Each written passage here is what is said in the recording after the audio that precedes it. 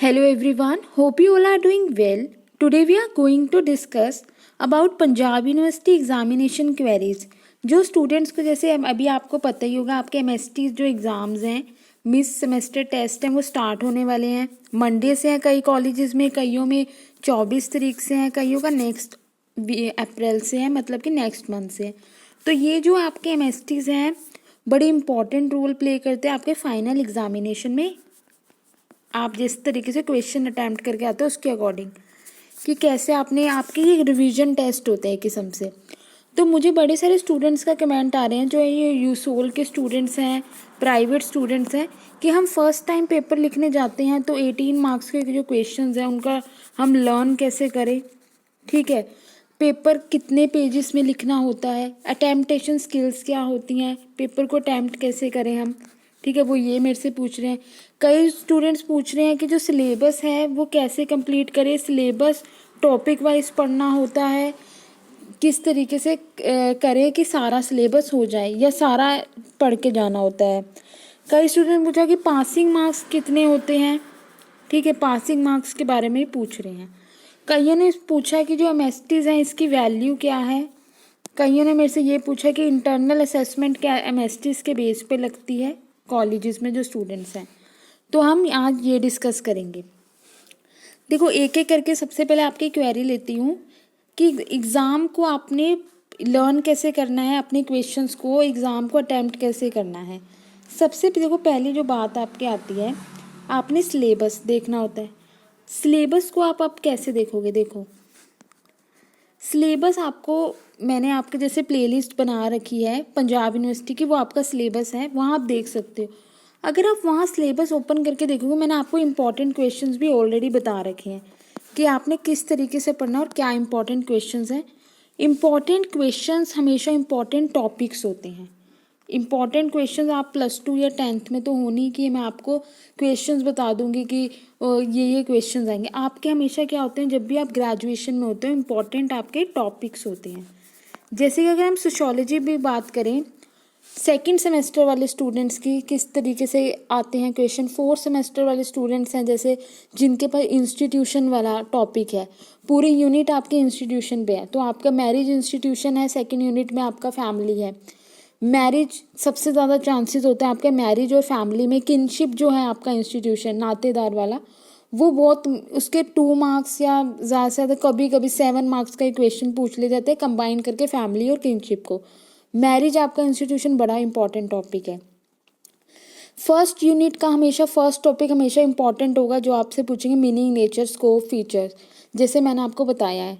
ठीक है, ये आपके कुछ ऐसे इंपॉर्टेंट टॉपिक है जो मैंने आपको सिलेबस को समझाते हुए आपको बता दिया था, ये चीज़ें इंपॉर्टेंट है। और जो इंपॉर्टेंट टॉपिक्स होते हैं उन पे मैं ऑलरेडी वीडियो अपलोड करती रहती हूँ कि ये सब्जेक्ट के ये इंपॉर्टेंट टॉपिक हैं। अगर आप पॉलिटिकल साइंस के स्टूडेंट हो तो आपको पता होगा, पार जो चैप्टर है, अथॉरिटी जो चैप्टर है सेकंड सेमेस्टर में, वो बड़ा इंपॉर्टेंट रोल प्ले कर रहा है पंजाब यूनिवर्सिटी के एग्जामिनेशन में। 4th सेमेस्टर के student, nature of party system हमेशा आपका आता ही आता है। तो इस तरीके से उस क्वेश्चंस को आपने अटैम्प्ट कैसे करना है, उसकी मैंने आपको ऑलरेडी वीडियो अपलोड कर दी है अपने नोट्स के थ्रू, कि कितना आपने इंट्रोडक्शन लिखना है। पहले मैं क्या करती थी, आपको ऐसे ही पढ़ा देती थी, मेरा मेनली पर्पस है आपको समझ आ जाए। पर मुझे लगा पता कि आपको पता नहीं चल रहा कि क्वेश्चन को अटैम्प्ट कैसे करें। कई स्टूडेंट्स कह रहे हैं कि हम सारा लिख के आते हैं पर हमारे मार्क्स कम आते हैं। मार्क्स को इंक्रीज़ करने के लिए तो मैंने अपनी जो नोट्स से कुछ इंपॉर्टेंट टॉपिक्स पे बना रखे थे, वो मैंने अपलोड करे, आपको बताया, उस पर उसको बेसिकली लेके मैंने वीडियो बनाई, जिसके अंदर आपको पता लग जाएगा इंट्रोडक्शन में क्या ऐड करना होता है, फीचर्स में कैसे आपने पॉइंट्स बनाने, कैसे आपका डायग्रामेटिक रिप्रेजेंटेशंस आपकी होनी चाहिए, कंक्लूजन कितना बड़ा होना चाहिए, एक्स्ट्रा आपको पॉइंट कहाँ मिल सकता है। तो आप वो वाली जो वीडियोस है nature of party system, institutions की, वो आप देख सकते हो, ताकि आपको एक आइडिया मिल जाए एग्ज़ाम को अटैम्प्ट कैसे करना है।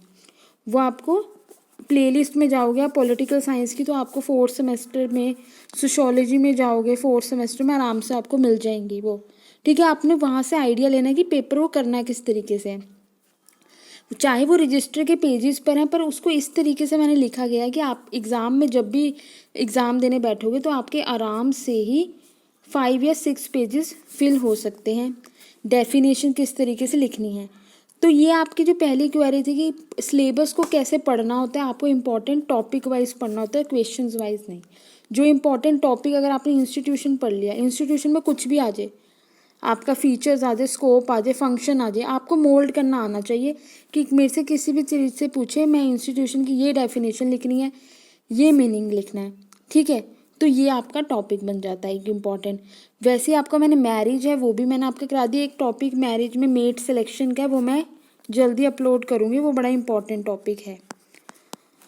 उसके बाद देखो क्या होता है, अब सिलेबस की बात पता लगी आपको, एग्ज़ाम को अटेम्पटेशन की बात पता लगी। अब होता है टाइम। सबसे बड़ा इंपॉर्टेंट फैक्टर जो प्ले करता है एग्ज़ाम में वो आपका टाइम होता है कि आपने टाइमली कैसे compete करना है दूसरों के लिए, अपने एग्जामिनर के लिए और अपने लिए किस तरीके से।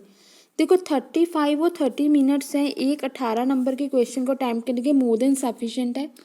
आपने 4 क्वेश्चन अटैम्प्ट करने होते हैं और आपके शॉर्ट क्वेश्चन आते हैं। जैसे मैं पंजाब यूनिवर्सिटी की बात करूँ तो 2 मार्क्स के आपके शॉर्ट क्वेश्चन आते हैं, जिसमें से आपको कोई 12 में से 9 या 15 में से 9 अटैम्प्ट करने होते हैं। सबसे पहले आप मेनली फोकस करो, जैसे ही आपको क्वेश्चन पेपर मिलता है, शीट्स आपके पास ऑलरेडी फिल कर लेते हो आप, रोल नंबर वगैरह, एग्जाम कोड, सब्जेक्ट को लिख कर। जैसे ही आपका क्वेश्चन पेपर मिलता है, आपने सबसे पहले 2 मार्क्स वाले क्वेश्चन फटाफट अटैम्प्ट करने हैं, 2 या 3 लाइन्स में, मोर देन सफिशेंट है, इससे ज़्यादा आपको नहीं लिखना है। अगर आपसे बेसिक उसने पूछा है तो आपने वही चीज़ें लिखनी है, आपने कुछ ज़्यादा उसमें एक्सप्लेन नहीं करना है, ठीक है। फिर आपने एकदम शुरू करना नेक्स्ट न्यू पेज से, हेडिंग पा के यूनिट ऐसे 1, आपको कौन सा क्वेश्चन अटैम्प्ट करे, क्वेश्चन नंबर सब ज़रूरी है लिखना। वो लिखने के बाद आपने अपना आंसर लिखना स्टार्ट कर देना है, जिस तरीके से पैटर्न मैंने आपको फॉर्मेट बता रखा है कुछ सैम्पल्स क्वेश्चंस के अकॉर्डिंग, ठीक है। वो आपको 30 से 35 मिनट में अपना सारा पेपर कंप्लीट कर देना, मतलब कि सारा यूनिट जो आप एक यूनिट अटैम्प्ट कर रहे हो वो उस एक क्वेश्चन को आपने इसको एक्सप्लेन कर दिया फटाफट। आपके पास फिर नेक्स्ट टाइम आता है सेकेंड यूनिट करने का, उसके बाद थर्ड और फोर्थ, उसके बाद आप अपना एग्ज़ाम पेपर जो है रिवाइज भी कर सकते हो। तो आपको टाइमली इस तरीके से करना है। उसके बाद बात आती है कि आपको जो लर्न है वो क्वेश्चन को किस तरीके से करना है। देखो आपको हमेशा लाइन वाइज लाइन लर्न नहीं करना होता है, पॉइंट वाइज लर्न करना होता है। कैसे याद करना होता है, पॉइंट वाइज। पॉइंट वाइज किस अकॉर्डिंग आपने याद करना होता है। फॉर एग्जांपल आपको फीचर्स पूछे गए, आपने बताना है इसमें यूनिवर्सल है, ये सोसाइटल डिफरेंस होता है, आप पर्वेसिव है, ये इस तरीके से पॉइंट आपने क्या है उनके पॉइंट याद करने हैं। अंदर आपको एक बार आपने अपनी लैंग्वेज में पढ़ना है उसे, एग्जाम्पल आपने जो एग्जाम्पल है वो आपने पर्टिकुलर टॉपिक से रिलेट करना है। आजकल इस चीज़ के लिए क्या हो रहा है, अगर मैरिज का इंस्टीट्यूशन है तो आज इसमें क्या हो रहा है, तो आप ये एग्जाम्पल ऐड कर सकते हैं, ठीक है। वो भी रीसेंट एग्जाम्पल ऐड कर सकते हैं। जैसे पार्टी सिस्टम पे अगर क्वेश्चन आता है तो कितनी पॉलिटिकल पार्टीज़ है, आप पार्टी का क्या चल रहा है सिस्टम, ठीक है। आप बीजेपी का क्या स्लोगन है वो ले सकते हैं, ठीक है। कांग्रेस में क्या हो रहा है, न्यू कैसे इमर्जिंग ट्रेंड्स आ रहे हैं, तो आपने रीसेंट एग्जाम्पल ऐड करने हैं। और उस वर्ड को जो जैसे यूनिवर्सल है, एक फीचर है कि मैरिज क्या है, यूनिवर्सल है, हर सोसाइटी में होती है। आपने लिखना है कि मैरिज जो है सेरेमनी परफॉर्म्ड होती है, हिंदू में भी हो रही है, मुस्लिम्स में भी हो रही है, सिख में, क्रिश्चियंस में भी हो रही है, इनके पर्सनल लॉज डिफरेंट, आप वो लिख सकते हो। उसके बाद आप लिख सकते हो ये इंग्लैंड में भी होती है, ये इंडिया में भी होती है। तो यूनिवर्सल मतलब हर जगह ये कंसेप्ट है वो प्रेवलेंट है, हर जगह हो रहा है। तो आपने देखो क्या करना है, इसके अंदर के वर्ड्स नहीं याद करने, ऊपर ऊपर आपने देखा, पहले एक हेडिंग पढ़ी, हेडिंग याद करी, उसके बाद उसको समझ लिया, अपनी समझ के अकॉर्डिंग अब अटैम्प्ट करना है क्वेश्चन को। इस तरीके से आप आराम से मार्क्स ले सकते हो। आपने लाइन वाइज लाइन नहीं याद करना है, जो आपको मिलती है कंटेंट कहीं से ही मिल जाता है पढ़ने के लिए, वो जस्ट आपका एक आइडिया होता है गो थ्रू करके अपने वर्ड्स में लिखने के लिए, ठीक है। उसके बाद क्योंकि ये साइंस के फॉर्मूलाज नहीं है कि आपने एग्जैक्ट लिखना है। आप क्या है, आपके पास एक सब्जेक्ट है, ह्यूमैनिटीज़ के स्टूडेंट हो, आप बीए के स्टूडेंट्स हो, तो आपके पास क्या होता है, एक अपना होरिजन होता है, लार्जर ब्रॉड पर्सपेक्टिव होता है अपने माइंड को यूज़ करने का। उसके बाद वो क्या है, अभी हमने डिस्कस कर लिया एग्ज़ाम से रिलेटेड, लर्निंग से रिलेटेड, अटेम्पटेशन से रिलेटेड। अब है पासिंग मार्क्स कितने होते हैं। देखो पासिंग मार्क्स का क्या क्राइटेरिया है आपको, अगर मैं देखा जाए तो 90 मार्क्स में से 30 मार्क्स आपके क्या होते हैं, पासिंग मार्क्स होते हैं 90 में से, और 100 में से आपके 35। मतलब कि आपको बीए में कितने मार्क्स लेने हैं, अगर आपको एक सब्जेक्ट में 35 से 40 मार्क्स आपके मिनिमम अगर होंगे तो आप पास हो जाओगे। 33 वाला क्राइटेरिया नहीं है, क्योंकि आप इंडिविजुअली पास होते हो। कैसे इंडिविजुअली, जैसे 90 के बाद आपका 10 में से, ठीक है, इस तरीके से आप पास होते हो। यहाँ आपको 30 नंबर लेने ही लेने हैं थ्योरी के एग्ज़ाम में, और टोटल आपको 35 वाला यहाँ पास होता नज़र आता है। पंजाब यूनिवर्सिटी का जैसे सिस्टम है, तो 35 नंबर आपको इन टोटल और 90 में से 30 नंबर लेने होते हैं, ठीक है। अगर आपने किसी के भी पासिंग मार्क्स निकालने होते हैं तो आप क्या करो, उसको डिवाइड बाय 3 कर दो। जैसे कोई बच्चा कहेगा 50 नंबर का पेपर है, पासिंग वाला कितना है, तो आप उसे क्या कर दोगे, डिवाइड बाय 3 कर दोगे।